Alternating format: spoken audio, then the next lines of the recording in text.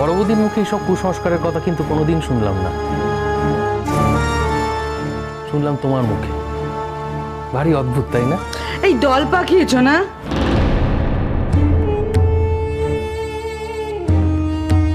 দল দল ভারী করছো, আর তার পান্ডা হলো এই মহিলা।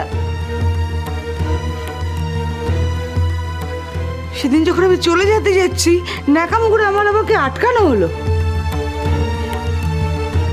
এখন তো দেবজিৎ ভালো হয়ে গেছে, কি করছে এখানে?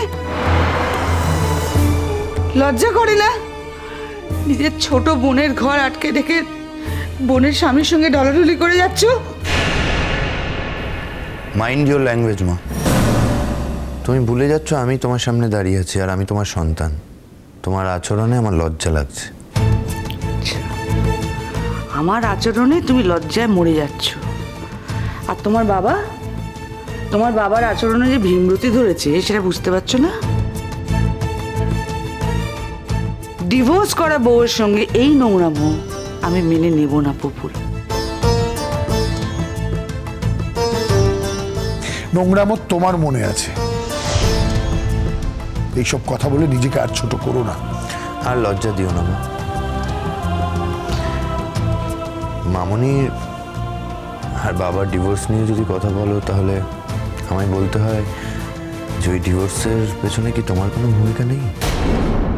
চাঁদ বাবা মার সঙ্গে এমন করে কথা বলে নিকো। যাও নিজের ঘরে যাও, যাও। শ্রেষ্ঠা, আমার শরীর ঠিক নেই, আমাকে এইসব কথা বলে উত্তেজিত করো না। আমাকে একটু একা থাকতে দাও। একা ছিলে তুমি? একা ছিলে নাকি? সকলকে নিয়ে তো মিটিং করছিলে। কি করে আমার ক্ষতি করা যায়? আমি বোকার মতো বাড়ি ছেড়ে চলে যাচ্ছিলাম। আমি বাড়ি ছেড়ে ঘর ছেড়ে কোথাও যাব না তো। আর প্রত্যেককে বলছি, এই ঘরে ঢুকতে গেলে আমার পারমিশন নিয়ে তবে ঢুকতে হবে। অত কথার তো কোনো দরকার নেই গো ছুটকি। মানুষটা তো ভালো হয়ে গেছে, কালকে পুজো দেবো। আমি তো মানত করেছিলাম মানুষটার শরীরের জন্য। কালকে পুজো দেওয়া হয়ে গেলে পরশুদিন আমি ঘর ছেড়ে চলে যাব। কাউকে আমাকে নিয়ে অত ভাবতে হবে না, অত ভয় পাওয়ারও কিছু নেই। মামুনি, চলে যাওয়াটা কিন্তু মোটেও তোমার ইচ্ছেতে হবে না। সত্যি করে একটা কথা বলো তো, বাবা না চাইলে তুমি চলে যেতে পারবে? এই মেয়ে, খবরদার! দুদিনের প্রশ্রয় পেয়ে বাড়ির বউয়ের হাবভাব করছে। ভুলে যাও না তুমি একটা কাজের লোক। আমি চাইলে এক্ষুনি ঘাট ধাক্কা দিয়ে বার করে দিতে পারি। না, পারো না।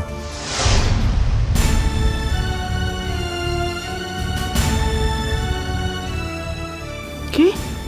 কঙ্কাবতীকে এই বাড়ি থেকে তুমি বার করতে পারো না। তুমি কেন, এ বাড়ির কেউ বার করতে পারে না। আর আমি যে সেটা চাই না, আশা করি এতদিনে বুঝে গেছো। ও কোথাও যাবে না, আর যদি কোথাও যায় সেটা আমার সাথে যাবে, কারণ ও আমার বউ, এই বাড়ির বউ।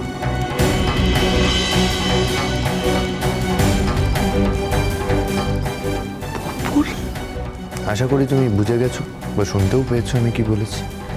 আর বোঝাতে হবে না। সুতরাং এরপর থেকে কাকনের সাথে কঙ্কাবতীর সাথে কথা বলার আগে বা খারাপ ব্যবহার করার আগে একটু ভেবে নিও। কঙ্কাবতীর সাথে আমার সম্পর্কটা কিন্তু বাবা আর মামুনির মতো ডিভোর্সের দিকে গড়িয়ে যায়। সুতরাং মামনির ক্ষেত্রে তুমি যে সুযোগটা পেয়েছিলে মা, কঙ্কাবতীর ক্ষেত্রে সেই সুযোগটা তুমি পাবে না, মাথায় রেখো। শ্রেষ্ঠা, তুমি হয়তো জানো না যে মানুষ একটা ডিভোর্স যখন করতে পারে তখন দ্বিতীয় ডিভোর্সটাও করতে পারে।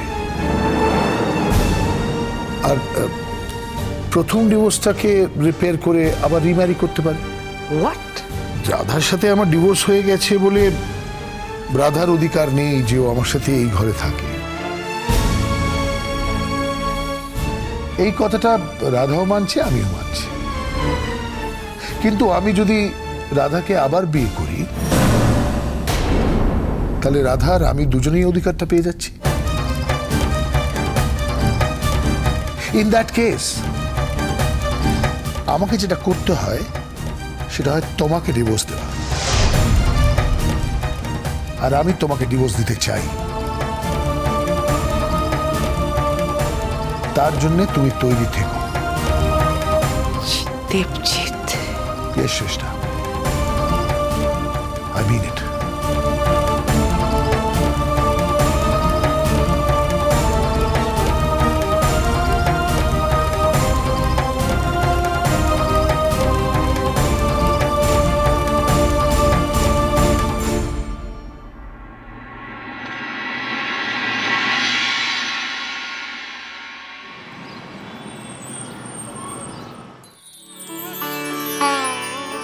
ओम विष्णु ओम विष्णु ओम विष्णु ओम तद विष्णु परमं पदं सदा पश्यन्ति सूरयो देवी वो चक्षुराततं ओम अपवित्रो पवित्र वा सर्वो अवस्थानं गतोऽपि वा जत्सरि पुण्डरीकाक्षं सपज्जभान्तरं शुचि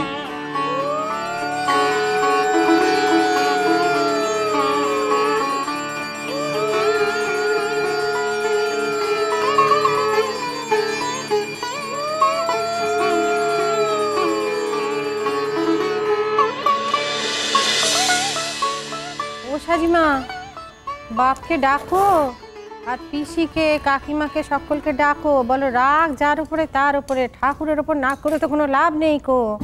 যে মানুষটার উদ্দেশ্যে পুজোখানা দেয়া হয়েছে সেই মানুষটা কি তাদের মানুষ নয় কো, যে রাগ করে নিজেদের ঘরের মধ্যে সেঁধে বসে আছে?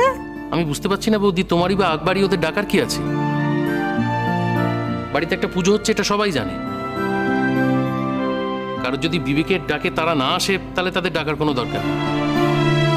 আর দাদার শরীরটা তো এখনো পুরোপুরি ভালো হয়নি, আমি তাই বলেছিলাম পুজোর একদম শেষ দিকে যখন শান্তির জল দেওয়া হবে তখন দাদাকে ডাকতে।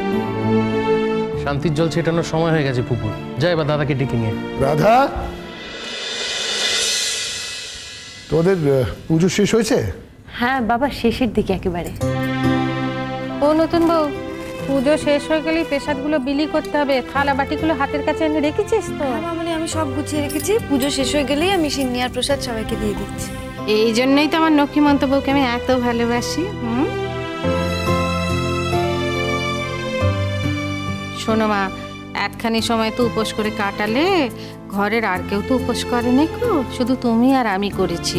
সকলকে প্রসাদগুলো দিয়ে দেবে, তার সঙ্গে নিজেরটাও নিয়ে নেবে, কেমন না? যাই, একবার যখন হুকুম হয়েছে তখন সবাইকে না ডাকলে তো চলবে না। যাই কি সবাইকে ডেকে আনি। ও মা, ভালো করে বলিস মা গো, আমার জন্য নয় গো, নিজের ঘরের মানুষের জন্য যেন শান্তির জলটা নিয়ে যায়, কেমন? যা। শোনো মামনি, তুমি বলেছো তোমার হুকুম অমান্য করব না, তাই যাচ্ছি। কিন্তু ওরা যদি আসতে না চায় তাহলে কিন্তু আমি ইনিয়ে বিনিয়ে আসার জন্য বলতে পারবো না। প্লিজ আমায় ক্ষমা করো। যা দেখিনি। কাকে ডাকতে যাচ্ছ তুমি সাজি? কেন, ঘরের নোক নেই নাকি? এখানে সবাই এসছে। রাধা, যারা এখানে আসেনি তারা চায়নি আসতে, তুমি কেন জোর করছো? তারা হয়তো আমার মঙ্গল চায় না, তাই আসেনি। তুমি কথাটা বলতে পারলে দাদা? মানে আমরা তোমার মঙ্গল চাই না, অথচ বাইরের লোকজন তোমার মঙ্গল চায়, তাই তো? বড় মামা তো কিছু ভুল বলেনি মা। তোমরা যদি বড় মামার মঙ্গল চাইতে তাহলে এতক্ষণ এই পুজোর অনুষ্ঠানে না এসে থাকতে পারতে না। এখন এখানকার কথা ভেতর থেকে শুনতে পেয়ে এসেছো, সেটাও ভালো মনে নয়, খোঁচা দিতে। আজ ঘরের লোক বাইরের লোকের তর্কটা রাখো মা, আজ একটা শুভ দিন। আজ বড় মামা ভালো হয়ে গেছে বলে আমাদের সকলের মনে আনন্দে শেষ নেই। আজকের দিনটা এটলিস্ট তুমি এভাবে স্পয়েল করো না। অত্রি, শোন শাহানা, পত্রিকে বকিস না। ওর মতো একটা কম বয়সী ছেলে অত্যন্ত লজিক্যাল কথাবার্তা বলে, যেগুলো তোদের থেকে আশা করি কিন্তু পাই না শুনতে। এসেছিস যখন বস, একটা বাড়িতে পুজো হচ্ছে, এখানে অশান্তি করিস না। আজকের দিনে কোনো অশান্তি আমি টলারেট করবো না। কি হলো, হাঁ করে দাঁড়িয়ে দেখছিস কি? বস।